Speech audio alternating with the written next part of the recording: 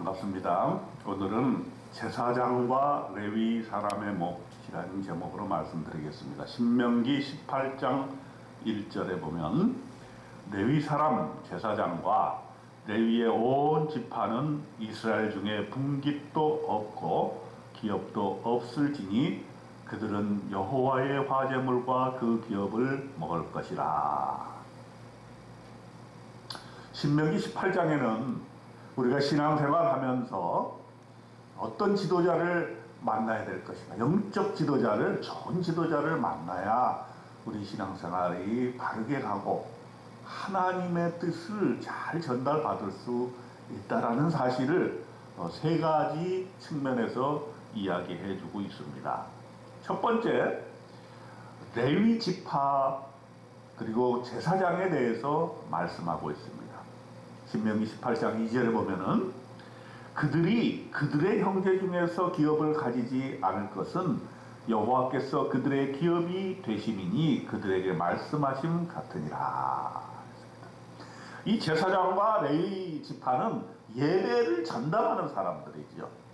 이들은 무슨 가나안 땅에 지금 들어가려고 하는데 그 땅에 들어가서 그 땅을 분깃으로 받는 사람들이 아닙니다. 그들의 분깃은 무엇인가? 하나님 자신이 레위 지파의 기업이 되신다, 이렇게 말씀하고 있는 것이죠. 그런데 예배만 드릴 수는 없는 거죠. 제사만 드릴 수 없는 것입니다. 그들도 먹고 살아야 되기 때문에 하나님께서 이렇게 지시를 하시는 것입니다. 백성들이 드리는 제물의 소나 양이나 그 앞다리와 두 볼과 위를 제사장에게 주라, 이렇게 말씀하십니다. 또 농사를 했을 때 처음 거둔 곡식과 포도주와 기름과 네가 처음 깎은 양털을 주라, 이렇게 말씀을 하는 것이고, 이렇게 제사장과 레위인에 대한 예우, 이렇게 하는 이유는 그들이 여호와를 섬기고 제사를 드리고 예배를 집전하기 때문인 것입니다. 그러므로 우리 모두는 이 하나님의 사람들, 또 하나님의 예배를 주관하는 모든 분들에 대해서 적절한 예우를 취해야 된다는 것을 신명기에서는 18장에서 말씀해주고 있는 것입니다. 두 번째로는 이렇게 하나님께 예배드리는 사람 이외에 세상에 나가서 살다 보면, 또 지금 이 시대에 이제 가나안 땅에 들어가게 되면 그 민족들이 자기네들의 신이 있단 말이죠. 우상이. 그 우상에 대해서 어떻게 해야 될 것이냐, 그것을 잘 하려 하냐면은 그 헛된 우상들의 우겨쌈을 당하게 된다는 것이죠. 신명기 18장 14절에 보면은 네가 쫓아낼 이 민족들은 기름을 말하는 자나 점쟁이의 말을 듣거니와 네게는 네 하나님 여호와께서 이런 일을 용납하지 아니하시느니라. 가나안 땅에 들어가게 되면 물질적으로는 풍요해질 것입니다. 그런데 영적으로는 엄청난 무질서와 우상이 있게 돼야 할 것입니다. 일상생활에 우상이 만연해 있는 것입니다. 아주 구체적으로 예를 들었어요.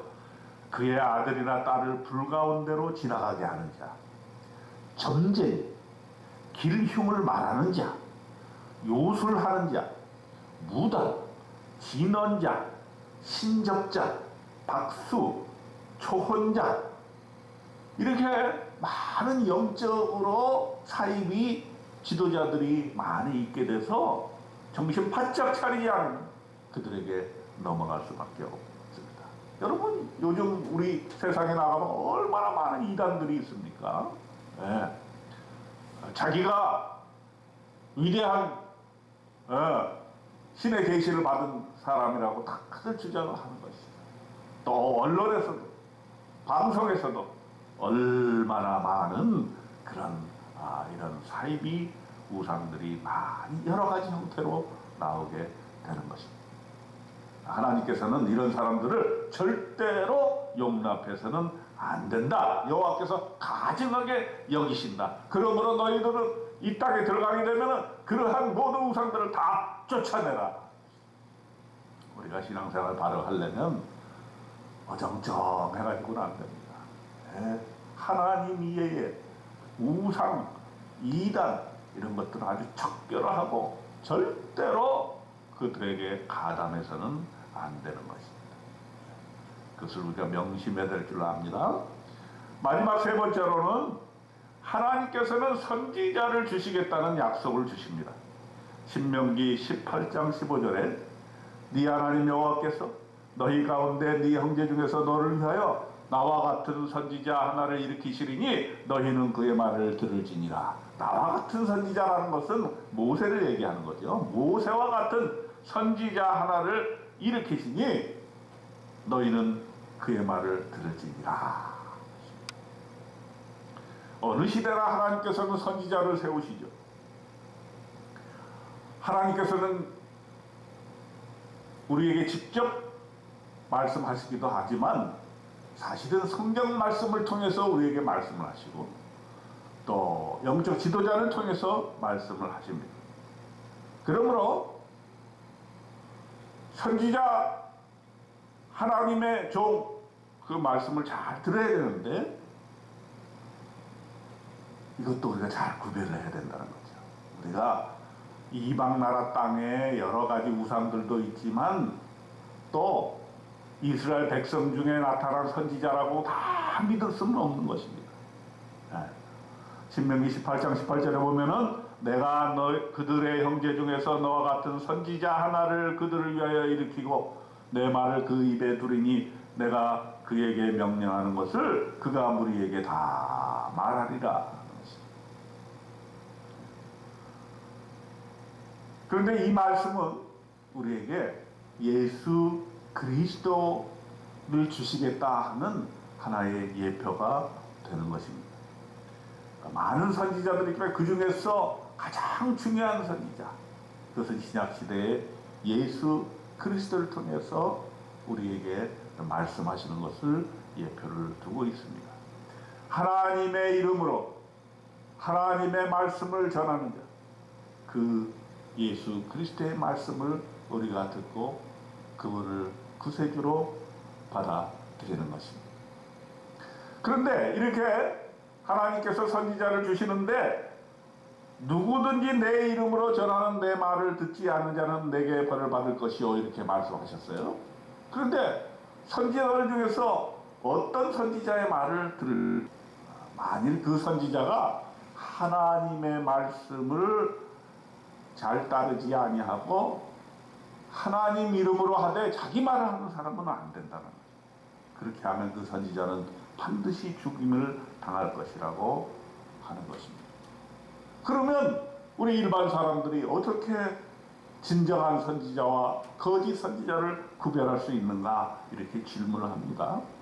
신명기 18장 22절의 마지막 절에 그렇게 결론을 짓고 있습니다. 만일 선지자가 있어 여호와의 이름으로 말한 일에 증언도 없고 성취함도 없으면 이는 여호와께서 말씀하신 것이 아니요 그 선지자가 제 마음대로 한 말이니 너는 그를 두려워하지 말라 했습니다. 모든 선지자를 우리가 하나님의 말씀으로 구분해야 되겠는데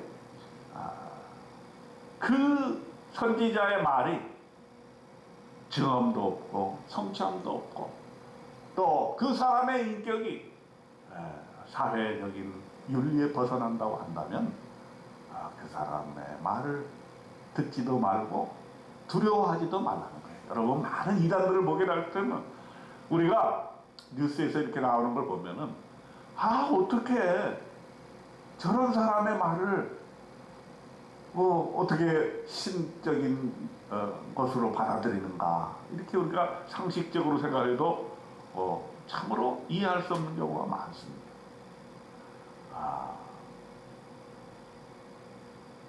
그 선지자의 입에서 나오는 그 말, 또 그의 성품, 그의 인품 이런 것을 종합적으로 봤을 때 그가 정말 제대로 된 영적 지도자인가 하는 것을 우리는 분명히 살펴보아야 될 것입니다.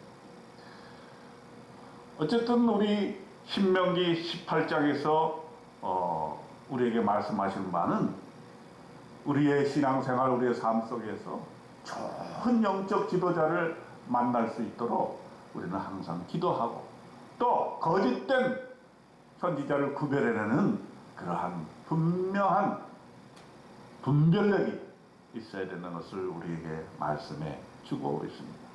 하나님께서 우리에게 좋은 영적 지도자를 주셔서 그를 통해서 하나님의 말씀을 잘 이해하고 그 말씀대로 잘 따라 삶으로써 복된 삶 누리는 저와 여러분 되시기를 주님의 이름으로 축원드립니다. 아멘.